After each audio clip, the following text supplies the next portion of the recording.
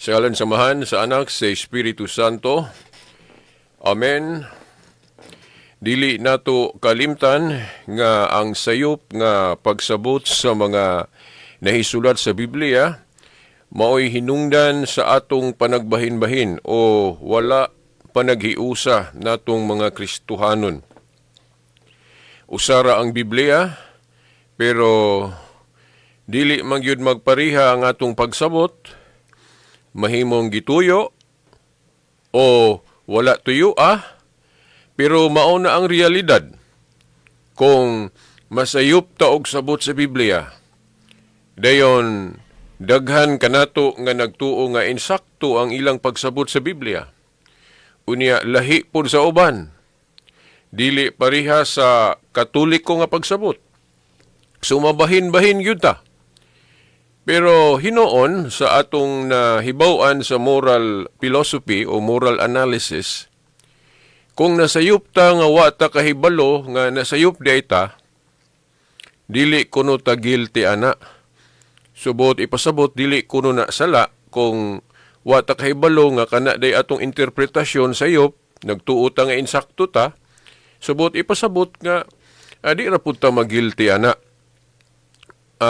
Sigurado ta nga madala na sa kaluoy sa Ginoo og nahinumdum po ko sa giingon sa atong Ginoo diya sa Ebanghelyo nga amahan pasaylua sila. Kung pasayloon manggali tong mga nagilty, nakasala, labi na kung mangumpisal, samot na tong mga wa kahibalong nasayop sila nga nagtuo silang insakto sila. So mao na ang akong buot ipasabot. May lang og honest mistake, no? Ang termino ana sa in English honest mistake, no? Kung nasayop tang wa ta kahibalo nga nasayop ta, nasa atong unahuna nga insakto ta, so dili ta magilty ana. Pero kung kahibalo ta nga naata sa sayop ang atong interpretasyon unya atong yung ipadayon for personal reason baka, no? Kay dili ta ganahan sa unsay naas tinuod.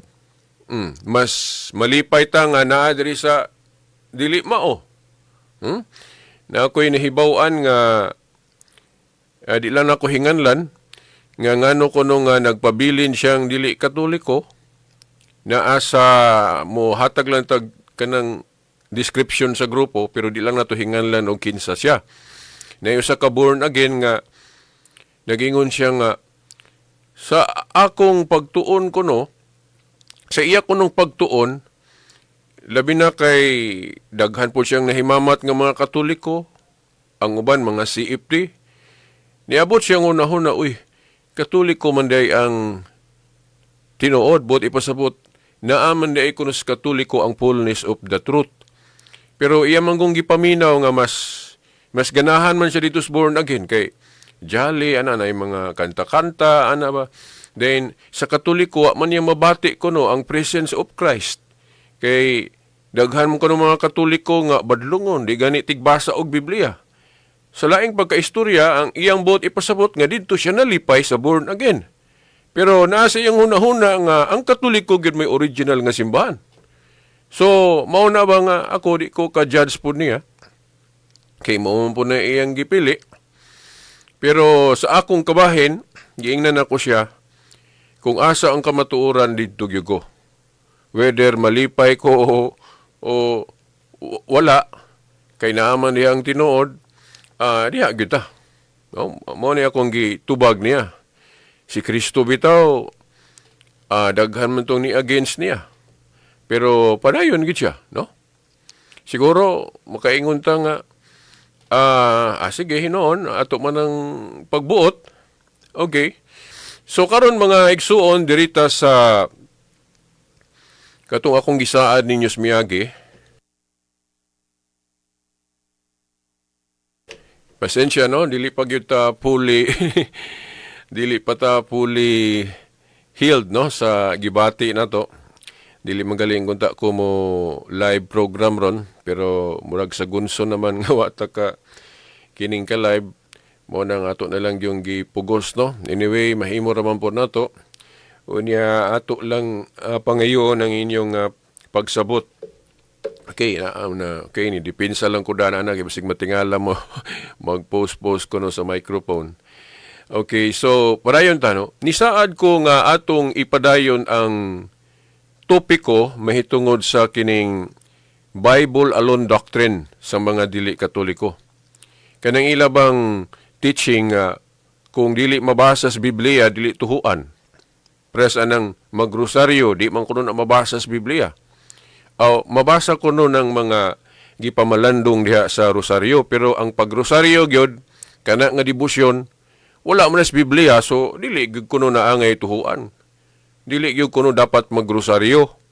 O kung sa panang mga debosyon nato diha kanang magpista ta nga daghanan kayo kanang San Vicente nga pista kanang daghan kayo.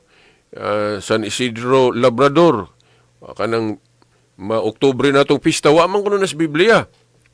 So, dili kuno na angay apilan. No? Dili kuno na angay tuhuan ang klasiha sa mga pagsaulog nga wa na sa Biblia.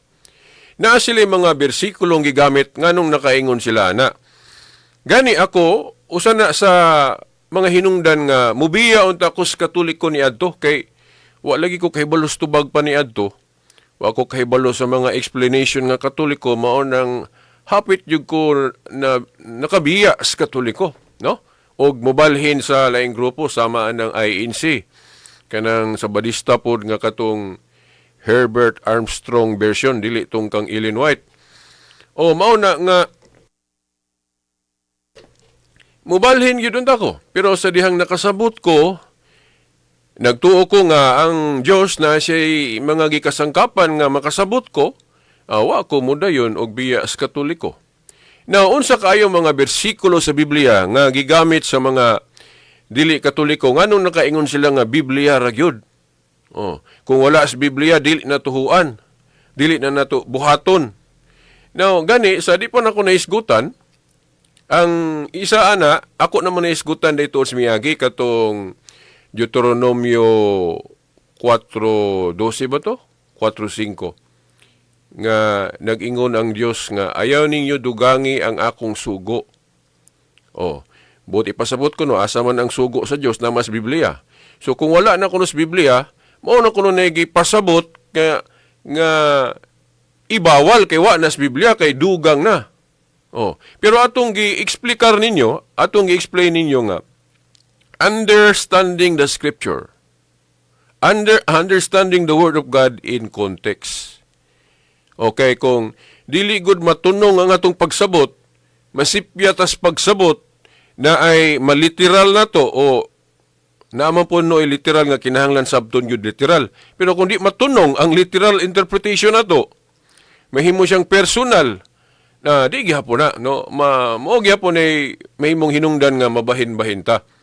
Now, kanang pag-ingon sa Dios nga ayaw ninyo dugangi ang akong sugo, sama ng napulo ka sugo, dili maoy buot ipasabot niya nga sa tanang butang dili ta kadugang. Sa tanang aspeto dili ta kadugang. Nga naman, tungod kay kung atong tanawon yun ang context, sabton ang context sa Ginoo, ang iya ramang yung ipasabot diha kanang iyang gisugo diha sa unsa nang naa sa Biblia. Panalitan, kanang napulo ka sugo, giunsa na paghanay diha. Kung unsay nasulat diha, maura na, di natudugangan. Mo bitaw nga ang naa sa Bibliang Katoliko, bisan kanang naa sa katikismo, wala dugangi ang napulo kasugo sa Dios. Kung unsa na giunsa na paghanay diha, kung idetalye na, maura man po na nasa Bibliang Katoliko, bisag basahon ninyo ang Bibliang Katoliko. Di ba, parihas na tag Biblia. Gawas lang sa kanang gisummarize o kanang formula nga presentation gipangmubo man na o mura summarize mo nang dunay mga pulo nga nawala mo nang mga iyong gikuhaan pero wala gikuha ang context. Ang mga pulong ragi mubo kay ingon ana man ang magbubo ta kanang sa formula ba, pero ang context na aratanan diha. Kung gusto po kag detalye nga hanay sa napulo ka sugo, di basahan ang Bibliang Katoliko. Walay gidugang diha, wa po'y gikuha diha. Pero wala na magpasabot sa debosyon, sa atong disciplinary law, dili ta pwede magdugang diha. Wa na magpasabot nga diha sa mga balaod sa gobyerno, balaod sa atong organisasyon, balaod sa atong unsay mga palisiya diha sa atong eskwelahan, wa na magpasabot nga mao na gipasabot sa Ginoo nga dili pwede punan. Di ba? Kay kung itanan ang atong pagsabutan nga di kita kadugang di sa to pa di ta pwede magdugang og kwarta sa atong bangko kung natay deposito. Di ba? Oh, di na pwede di. So, context to context ba? Og unsay gipasabot sa Ginoo nga dili nato dugangan, mao ra putoy dili dugangan. Wala mag pasabot ang Ginoo nga hasta sa pag-ampo di ta pwede makadugang. Kay kung ingunanaw na to pagsabot nga hasta sa pag-ampo o debosyon di ta kadugang, na di lang kay Katoliko may maigo. Gani kung maghisgot ta og pag-ampo, ako lang gi-review ang uban ha din ipadayon na to kung doon na pa'y panahon. Okay. Sama lagian ng pag-ampo o. Maayo pa ang Katoliko kay naapay pag-ampo nga naagis Biblia kanang Lord's Prayer. Di ba kanang may Our Father, thou art in heaven, naman as Biblia, no? Kung wa ko malimot, Matthew 6. Pero sa ubang mga relihiyon, sama sa born again, o Iglesia ni Cristo, o uban pa, mga Sabadista, bawal sa ila ang memorized prayer. Di ba? Bawal sa mga dili Katoliko ang gi-memorize nga pag-ampo. Sa ato pa, wala sa Biblia. Oh. So kay bawal man sa ila ang mga pag-memorize og prayer, sa ato pa, wala sa Biblia, sa ato pa, dugang po na, bawal po na. Be, mo man niya akong pangutana, balik-balik na ni. Okay, may pa ang Katoliko kay napay mabasa sa Biblia, kanang Lord's Prayer. Pero sa mga dili Katoliko kay bawal man ang memorized prayer, sa ato pa, tanan nilang pag-ampo, wala sa Biblia. Di ba? Kay kung maingong kag na sa Biblia, sa ato pa, memorize. Kinamas Biblia. Oh. So, kung wala gi-memorize, sa to pa, creation ra sa pastor, iyarang, kanang unsay iyang reflection, wala sa Biblia. Di ba? Oh. So, dili ingon na naon pagsabot. Dayon, nahumana-mana na to, kanang sa Deuteronomio, dagan ta sa Revelation, kay napo sila gigamit diha nga bersikulo gihapon, nga moingon sila, naaragyod sa Biblia tanan, o wala sa Biblia, di na dawaton. Kanang sa Revelation chapter 22, Revelation chapter 22 verse 18 to 19. Giingon diha nga, niingon si San Juan diha nga, dili kuno magdugang, dili pod magkuha. Oh. Dayon, ang mga dili Katoliko, sa ilang pagsuportaan ng ilang doktrina nga Bible alone, sula Skriptura, maingon din sila, natanawa lagi. Sayop lagi ng rosaryo, kanang pista ni San Vicente. Usa pa na mga kasaulugan dias Katoliko nga wala sa Biblia. O, kanang mga sinulog. O, tugang na nas Biblia, wa man nas Biblia. So, mauna, bawal yun na. Maunang di sila mo-apil anang sinulog. Pero maubago na pasabot ni San Juan nga sa mga debosyon dili ta pwede kadugang. O, sa mga pag-ampo dili ta pwede kadugang. Sa disciplinary law sa simbahan dili pwede kadugang, dili makahimo og amendment. Maubago na pasabot sa Ginoo. Kung basahon nato ang gipasabot ni San Juan niya kay sa may gasuwat ana, nag-refer sa iyang gisulat sa Revelation. Nga kana kunong iyang gisulat sa Revelation dili punan. Di pud kuhaan. Tanawa basahan ng Biblia ang Katoliko gidugangan ba nag-rosaryo, unsa pa na mga pista nga diyang kanang bag-o rang gi-create. Gidugang bago na diha. Gawa siguro kung kanang rosaryo gipuno na diha sa Book of Revelation, kana bawal na. Kay ingon man si San Juan nga dili dugangan ng iyang gisuwat sa Revelation. Mao na nga kanang rosaryo wala na to gidugang diha sa pagsulat diha sa Revelation. Lahi na. O, dili na bawal kay wala man na to puno dito sa Biblia nga gisuwat nag-apil dito.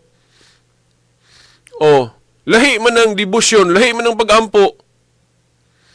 Lain pa pod, kung dili gud pwede kadugang ang simbahan nga tinuod, unsaon pag hatag og bilian ng iyang authority. Kanang nasa Mateo 18:18 nga ang simbahan ni Kristo gitagaan sa authority o gahom sa pagdili og pagtugot. Basaharagon ninyo Mateo 18:18.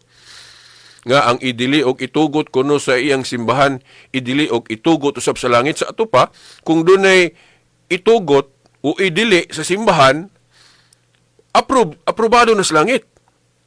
Kasi na maghimog mga disciplinary laws o kanang mga balaod sa pag-canonize o mga palisiya na o bisan atong eskwelahan gali na ampoy mga palisiya o nyawa na mas Biblia. O tungod sa authority, pwede ta diha makadugang, pwede ta diha maka-amen o bisan pag-usbon. Sa mga butanga pwede. Pero sa mga butanga dili ta pwede magdugang diha, dili ta pwede magkuha diha, maura po na kinahanglan tumano na to na. Ang gipasabot ni San Juan nga dili dugangan kanang iyang gisulat sa Revelation. Basahan ng Bibliang Katoliko, di ba, parehas ra sa inyong Biblia. Kuway gidugang diha.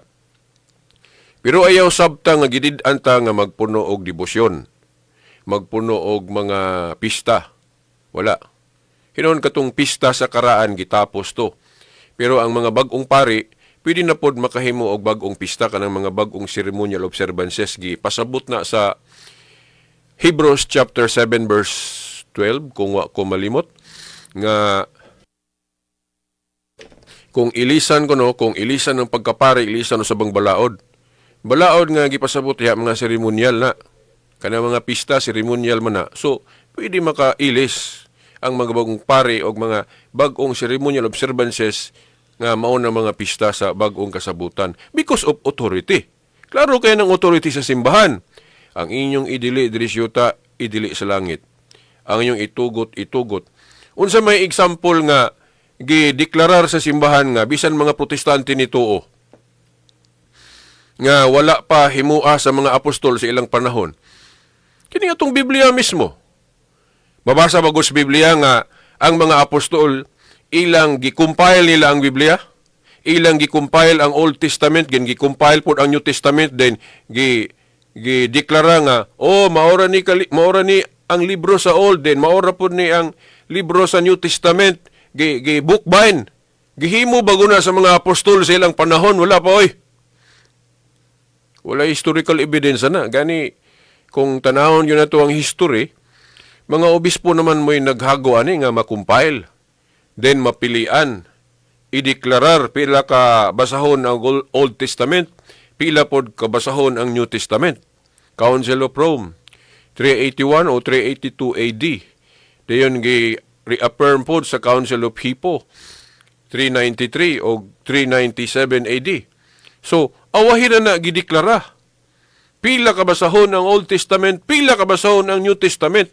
Unya, nituo man po ng mga protestante. Bisag di lang nato isgutan ng Old Testament, kaya di ta parehas og ihap-ana, kanarang New Testament, nga 27 books lang.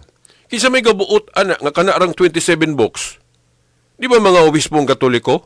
Unya, mga protestante nituo po na kay tanawon ng Bibliang protestante, 27 books man ang ilang New Testament. Nga ang gabuot ana, nga nung naingon ana ang New Testament, kay gideklara na sa mga obispo.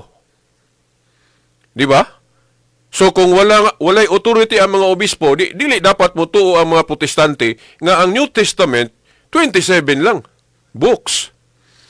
Di ba? So lagi kay kung sa ubang mga butang dili pwede kadugang ang simbahan, di unsaon pagkatuman anang authority sa simbahan nga gihatag sa Ginoo? Ang inyong idili o itugot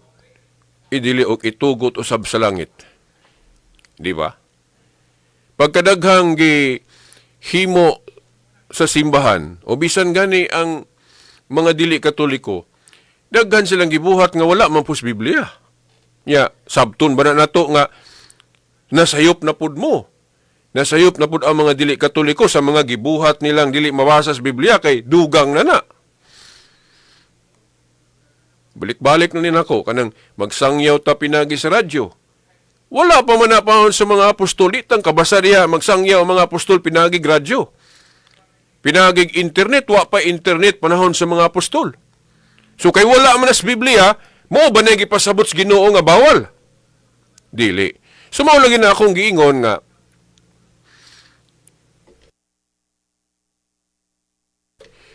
understanding the scripture in context. Now, karon kung maingon tag context, dapat diha ta mo base sa kadtong gipasabot ni San Pablo sa kung ako malimot sa Roma 10:15. Katong niingon ba si San Pablo ba nga